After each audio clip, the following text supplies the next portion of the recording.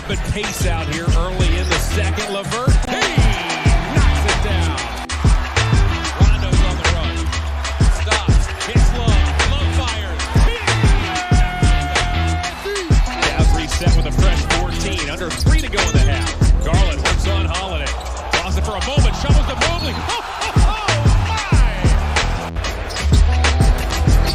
Garland, step back three, drew a foul, knocks it. Oh, ladies and gentlemen, boys and girls, children and boys, you are listening to episode number 29 of the All Things Cleveland Cavaliers podcast. Here on this Wednesday, May 4th, 2022, I am your co-host, Brandon Lewis, alongside my other co-host, Joey Stein. Brandon, may the 4th be with you. It is a national holiday in my household. I am a giant Star Wars fan, so a lot of things to go over today. Maybe not, some fun stuff, some little bit of news, some thoughts. First thing I want to do, big shout out, Kevin Love did not win the Sixth Man of the Year award. We talked about this, was it last podcast before? Last podcast, two podcasts before. Yeah. We didn't think he was going to win it. We thought Tyler Hero would win it, and did win it, 97 first place votes. Kevin Love did rack up, played the most games of anyone on the Cavs this season, was a leader, embraced his role off the bench. Very first podcast, we asked if he was going to do that, and he did. And, Kevin Love, just great player. Glad he's still on the Cavs. And congrats, Kev. We knew you'd be in the running, but to even getting 3 first place votes, amazing. You're still my daughter's favorite player, and can't wait to see you back next year. Kevin, I love everything that you did for the team in 2016, even though for my last 3 years I've watched your radio, I was screaming into a microphone to get you traded. Way to bounce back this season. And after 2 or 3 years of brutal injury, coach season where you barely got on the court, again, congratulations, being one of the best surprises of the entire NBA this season and being such a mentor and a leader to not only the Cleveland Cavaliers boys in that locker room, but inspiring everybody and every fan in the 216. So we appreciate you very much, Kevin. All right, Joey, let's talk. We got some Cavs news today. We do have some interesting, we talked about this two weeks ago. We had told you guys there are going to be a lot of interesting decisions that GM Kobe Ullman and now President of Basketball Operations, I should say, Kobe Ullman and Coach Bickerstaff have to make. And a few of those players include Colin Sexton, Caris Levert, and Ricky Rubio. Well, Colin Sexton has dreads now. I don't know how I feel about that. It's a new look. I like it better than what he had. But kind of being in all seriousness, we talked a lot during the season about needing that extra firepower. Is Colin Sexton the answer? I still don't know that answer, but I know that Colin Sexton wants to be in Cleveland. The Cavaliers want him to be in Cleveland. And I think that they're probably going to get some sort of deal done. If I'm being 100% honest, he showed a lot in those first 11 games. And I've pounded on that. We've talked about this. I said the first 11 games. And that's because he wasn't being, we thought maybe he would be a little selfish with the ball. And he was the complete opposite of what we thought. Which was, he was trying to be a leader. He was trying to get Darius Garland to be better. I mean, when you have someone like Ricky Rubio saying Colin Sexton is emerging as a locker room leader, that's high praise. So if they can get a deal done, maybe something that's beneficial for both the team and for the player, then I say absolutely, why not? I think that. I think Sexton has all-star potential. So that'd be very exciting. And then we don't have to go and look for who can, run alongside Darius Garland or, we have the answer. As far as the news about Ricky Rubio, I hear that, and I think we both heard the same thing.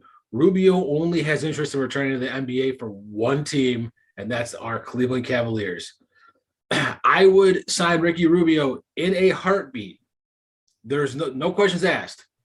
I don't know how you got to do it. Get it done. I don't know if he's going to maybe give you a vet minimum, maybe because, he tore his ACL. We don't know how he's going to be.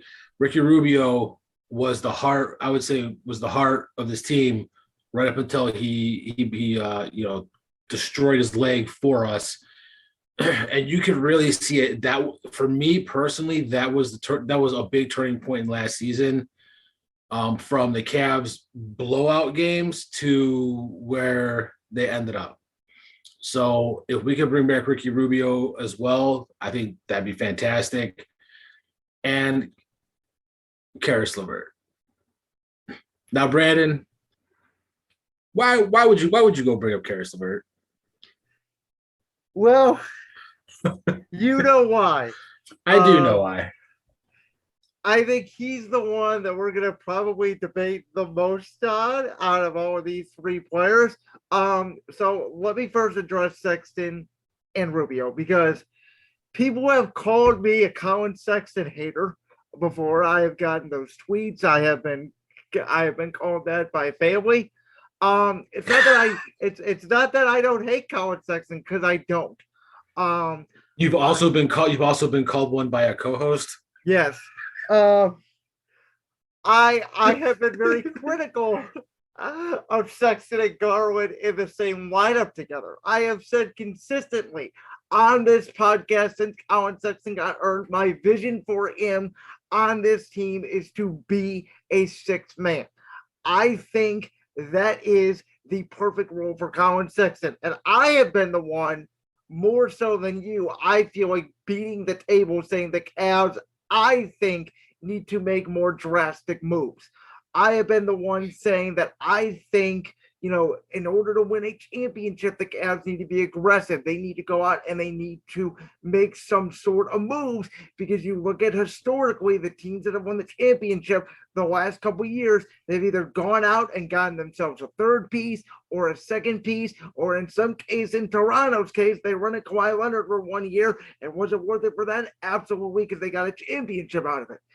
With Sexton, again, I will say this. He, to me, you do bring him back. I believe the Cavs are going to bring him back. I believe if you put him and Rubio together in the backcourt coming off the bench, and you add Kevin Love to that mix, those are three players right there that will automatically make the Cavs bench better than what it was last season. Now, with Levert, and I have gone back and forth on this, as you guys know, because me and Joey talked about it. We loved the trade when it first happened, because I said, you know what? The pick isn't going to matter. The Cavs are going to be a 4 or 5 seed. That's about where, if Levert was going to enter in a draft, that's about where he probably would be valued at. Like, to me, it made sense. You got to go out. You got to get that one more piece, and we thought Levert was that guy. And then he got here. And he was injured at first, and then he came back, and the Cavs were dealing with a bunch of injuries. Jared Allen was out. Evan Mobley was out. It was really on Levert to take over and score a lot of points, and he did that for what it's worth. He did that for the last couple games of the regular season. But then, folks, the play-in tournament happened. And I am a guy who values way more up here the postseason that's playing, whatever you want to call it, to the regular season. And I know it was just 2 games, and you may say it's unfair, and I will completely hear that argument. But in those 2 games offensively, Caris Levert was, in my opinion, a liability. Multiple shot clock violations in the Atlanta game, missing almost every shot in the Brooklyn game. Just doing nothing offensively, and defensively, he was good. He wasn't, the stellar defensive player. Again, we talked about it multiple times, how we kind of felt like the defensive scheme in itself was not the best scheme against Brooklyn, especially against Atlanta when they were switching the bigs onto the small. but it just felt like Levert never settled it. And I don't think he's worth that. I think his cap number is 17 million, and I can double check that. But it's a lot. It's a lot of money for a guy who just did not produce. And I just feel like they never really knew, the coaching staff that is never really knew how to use them. I mean, if you're going to trade a guy for a first round pick, put him in the starting lineup, and they really never did that until they were forced to. And so I think that there are better options out there. I think that you could use that first round pick. I think that you could use Levert even in a trade package and go get somebody who has been a proven guy who can play alongside Darius Garland at the 3. Maybe you put a core at the 2. You can mess around and see what's out there. But that would be my vision for this cap season. See, I'm still a little stuck up, and I do agree with you on almost all your points. There was one thing that you said to me right before we came on air, and that was about chemistry. And I'm gonna tell everyone right now, this is all Brandon. I did not come up with this, so I'm giving you all the credit for this. Chemistry matters more in today's NBA than it ever has before. If you look at a team like the Grizzlies, yes, they have Ja Morant, who is a star, but they have 8, 9 players on that team who all have very similar games, have good games, 3 and D, or can get to the rim. You got Steven Adams at center, but you got Brandon Clark behind him who plays just as many, if not more, minutes. The chemistry on that team is what makes them so great. And I think the same could be said for the Cavs early on in the season. And when you brought Levert in, I don't, like we've talked about this before, I don't think that JB knew exactly what to do with him, which kind of ruined the chemistry a little bit that they had going. So I agree with you that but I also do believe, I think Caris Levert is a much bigger trade piece than people realize, because he can help a team that, is either a fringe playoff team or maybe a playoff team trying to get a higher seed, because he still is a good player. Maybe this just wasn't the right fit for him. And I'm not saying that I want to give up on Levert yet either. I'm saying let's see what plays out, because I'm good either way. If they trade him, I understand why, and if they keep him, I understand why on that as well. But if they were to say trade Caris Levert, he is valuable, like I said, because he can make someone who a fringe playoff team better, and he also, but the other piece is he's also got only 1 year left on his deal. He's an expiring contract at $17 million. So that's valuable to a lot of teams. So, we'll see what they do in the future. I'm not going to sit here and speculate on who we could get, because we're going to save that for another show on maybe some dream trade scenarios while we're waiting through this offseason. So, Brandon, we're going to talk about the playoffs here a little bit, but before we get there, I got a question for you. Go ahead, sir. If you could have free of charge any current NBA player on the Cleveland Cavaliers roster, who would it be? Giannis Antetokounmpo. Ooh. So I am not, again, I'm not going to take credit for this question. I saw this question somewhere else, and I really wanted to ask it, because I thought to myself, I'm like, God, Embiid would be really good, and Antetokounmpo would be really good. But then I kept thinking to myself, I'm like, but what do the Cavs need? What is like a big need for them? Obviously, it's wing. I am going to go with Luka Doncic. And I like that pick a lot. And I will tell you, the other guy I was thinking about was obviously the guy who wears number 6 in Los Angeles, who I think we were all thinking about it, but my thought was when you ask this question, right? Who do you want the best player? I think that, and again, I completely understand from your mindset, it's all about fit. And we just talked about chemistry, right? Chemistry matters and fit matters. But to me, if you're asking about the best player, why don't you just go get the best player in basketball? And to me, I think personally right now, it's undeniable. I think Giannis Antetokounmpo today currently is the best basketball player in the world. Because I agree, but you have to look at the makeup of the Cavs right now.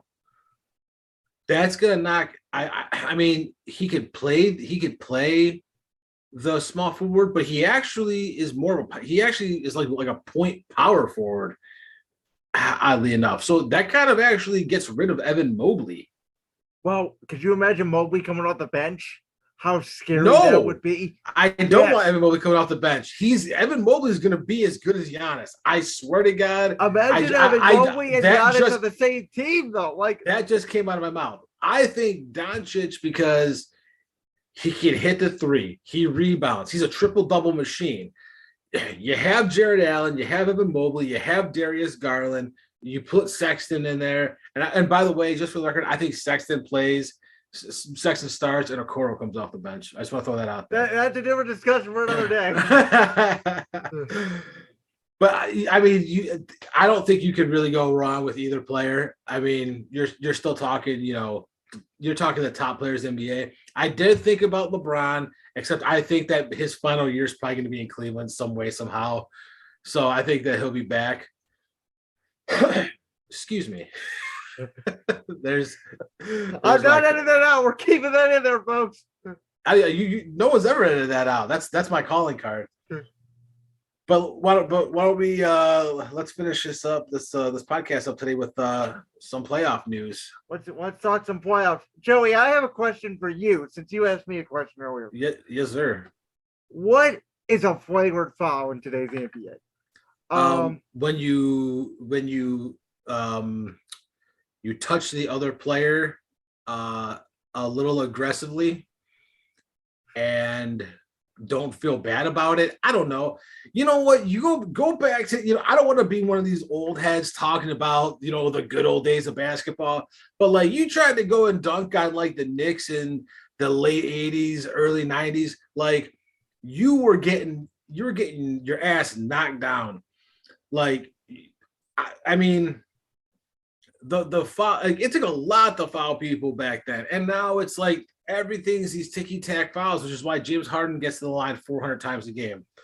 Or Trae Young can flop, but he weighs 140 pounds, so it looks, a stiff breeze can knock Trae Young over.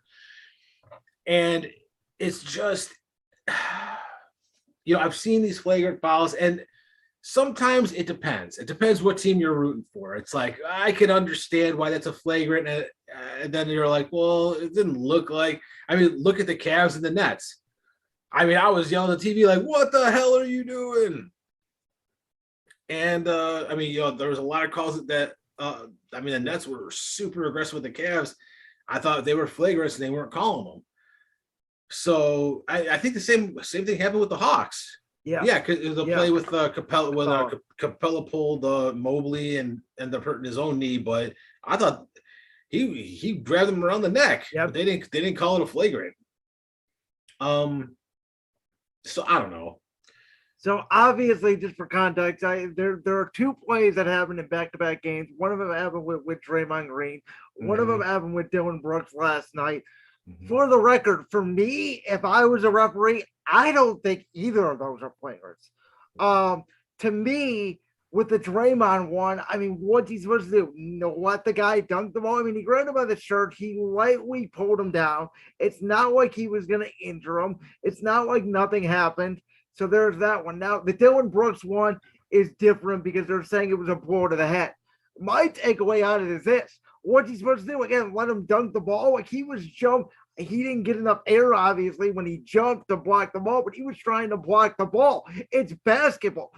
Like what is this touch football? Like, basketball players, there is so much whining in the NBA, and I think it is one of the reasons why now the ratings have gone up this year because these players have been very well. But I think that the NBA has been, critically in the news. The NFL is basically praised year round because it stays in the news year round. The NBA has been critical in the last couple of years of, load managing was one, and being soft when it comes to fouls is two. I mean, you just mentioned Luka Doncic. As great of a player as he is to watch, he cries to the referees every single play. And I think sometimes these refs are just like, dude, enough. Like, shut the hell up. Who's the king of crying to the refs? There's a lot. There's one specific that you don't want to name. Every time he drives down, listen. Well, LeBron has gotten fouled almost every time he goes to the basket, and they don't call it. There's some obviously excessive that should be called, and they don't call. But like I have always said about referees, I'm not a conspiracy guy that believes the games are rigged and all that. You just have to play through it because eventually calls do end up working out. Both sides do usually get the benefit of the doubt. There's going to be a call that you don't like that goes in the other team's favor. There's going to be a call the other team doesn't like that goes in your favor. Now, the time of the game is when it happens. That's when it matters. But overall, outside of those two plays, these series have been very entertaining. And before I let you go, I want to add one more thing. You mentioned about me talking about how chemistry matters more in the NBA in today's game. I think over the last 2 years, we have seen an influx of guys like Luka Doncic, Ja Morant, Trae Young. Even you could even throw in Jason Tatum in this year's playoffs, emerging and rising. There have been guys that have been drafted in the last 2 or 3 years that are already becoming the star and superstar level NBA players that the talent is so good in today's NBA. I was saying throughout this whole season on this podcast, you got to have stars. You got to have stars. The team with the most stars is probably going to win the championship. That doesn't seem like it's the case because, as I mentioned you a little bit off the air, I feel like 2 or 3 years ago, if Kevin Durant and Kyrie Irving were on the same team, it didn't matter if Boston had more depth or similar talent. Those two guys would have been the two best players on the court, would have just taken the game over, and it would have been Brooklyn probably winning in 4 or 5 games because it didn't matter the depth you had. That's not the case in today's NBA, and I think that's one of the reasons why teams like Miami, Boston, Memphis are really rising the crop, and a team like Philly, who, again, is banging on stars, and without Joel Embiid, they can't win these games. Yeah, I agree. I agree 100%. I mean, and Boston's just a really well-built team. I mean, I think Tatum was drafted, I want to say 5 years ago. Right after him, 4 years ago was Jaylen Brown. They had, Marcus Smart, who was unfortunately out, always, great. They drafted Grant Williams, Robert Williams. They signed Al Horford. I mean, they traded for Derek White from the Spurs. I mean, they got a lot of team players, a lot of guys who can build that chemistry very quickly, and that's why they're at where they're at right now. So one more quick topic. Just want to get your opinion, and then I think we're done for this week's episode. Always, it's always a pleasure. But Phoenix Suns, Dallas Mavericks. Phoenix is up 1-0. Who's going to win the series? So I think it's going to be Phoenix. Now I don't think it's going to 7. I could see Phoenix honestly putting them away in 5. I'm not going to say it's sweep either. I think Dallas will win at least 1 game. I could see Luka going off for another game and seeing them possibly push it to 6. But if I had my best guess, I would say Phoenix is 5. So we're going to go to a little bit of an easier one maybe now. Boston, Philly. Joel Embiid is out. You mean Miami, Philly? Sorry, Miami, Philly. Joel Embiid out. How many games does it take for Miami to win? So here's the thing. because Joel Embiid, if he comes back game 3, if he plays amazing, Philly might still have a chance to win this series. I believe. If he comes back in game 3 and they win, it's a series. If not, Miami's going to sweep them. Because I have said all podcasts all year long, I think Philly is better than Miami when healthy. Fact of the matter is, they're not healthy right now. And so right now, when I look at it, I'm going to say Miami in 5. But would I be surprised if this thing goes 7 and it comes down to game 7 if Joel Embiid comes back and he can play with MS? No, I wouldn't. To me, it's one of the toughest series to predict, actually, because you don't know the health of Joel Embiid. I tend to agree with you 100% on that. So next series, Boston Celtics. And, you know what? Boston is just Boston is good. You know, Milwaukee has home court. I saw what Milwaukee did in game 1. They obviously blew them out. Saw what Boston did last night in game 2. I still think the Bucks are the better team, but I think Boston is so well coached. And I like that.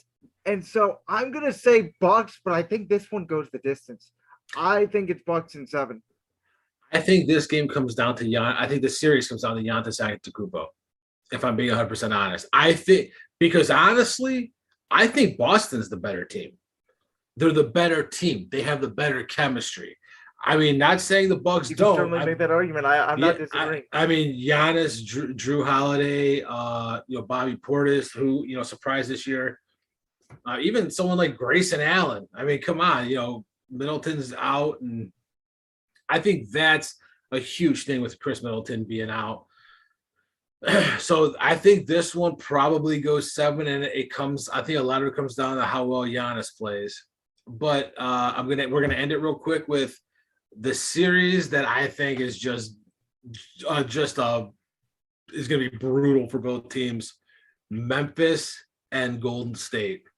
So if you look at these two teams, Golden State was obviously very on early in the year, like the Cavs, very on early on. We both even joked in December to the Golden State Cavs version 5 in the NBA Finals. And then Phoenix got on such a roll. Golden State kind of decreased a little bit because they had injuries and Memphis overtook them. But now that Golden State's healthy, and I have said this throughout the whole year, I love Memphis. I think they're a year away from getting to the conference finals. I don't even think this one goes 7. I think the Golden State experience, and I think Golden State has found their third splash brother with Jordan Poole, who is playing like an absolute stud. I think Golden State, because they stole game 1, I think that everything holds serve. Golden State will win this in 6, and they will meet the Phoenix Suns in the Western Conference Finals. So the series is tied up 1-1. And I like the Grizzlies. I'm going to say you're right. This game is not going to go 7. I think it goes 6, and I think the Grizzlies take the win over the Golden State Warriors. You know what? Steph Curry, greatest shooter of our time, seems like he hasn't lost a step. And besides his small injury this year, Klay Thompson getting stronger and stronger every game. Draymond just being Draymond. Jordan Poole, he was a rookie this year, wasn't he? Yeah. Actually, no, I don't think Jordan Poole was a rookie because I was going to bring this up. I thought I heard he was in his 3rd year. How did he not get any votes for most improved player?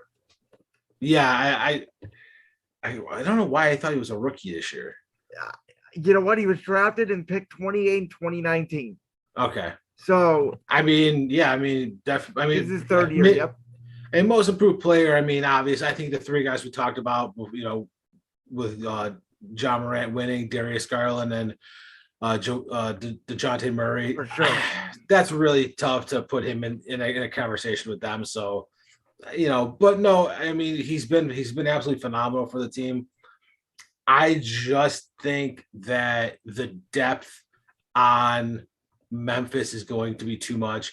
I think that Golden State's going to tire out. You're going to tire out at certain points in the game, and Memphis is going to be able to take over. I think it goes 6, but I think Memphis wins.